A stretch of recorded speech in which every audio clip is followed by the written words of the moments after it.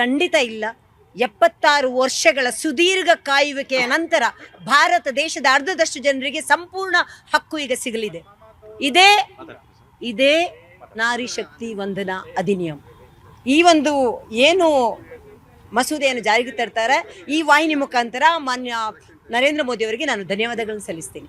ನೀವೀಗೊಂದು ಕೇಳಿರೋ question, ದಕ್ಷಿಣ ಭಾರತ ಕಮ್ಮಿ ಅಂತ ಹೇಳಿ, ಒಂದು ನನಗೆ ನೆನಪಿಗೆ ಏನಕ್ಕೆ ಇದನ್ನು ಹೇಳ್ತಾರಂತೆ ಒಂದು ವಿಷಯ ನಾನು ಹೇಳಲೇಬೇಕು. ನಾನಿಲ್ಲಿ ನಮ್ಮ ಕರ್ನಾಟಕದ ಬಗ್ಗೆನೇ ಮಾತಾಡೋಣ. 28 ಸೀಟ್ MP ಸೀಟ್ ಇದೆ, ಅದು ಅದರ ಅರ್ಧ ಅಂದರೆ 14 ಆ್ಯಡ್ ಮಾಡಿದರೆ 42 ಸೀಟ್ ಆಗುತ್ತೆ. ಯಾವಾಗ 28 ಇದ್ದದ್ದು 42 ಆಗೋದು ಕಾಂಗ್ರೆಸ್ಗೆ ಬೇಡ ಅಂತ ಹೇಳ್ತಾರೆ.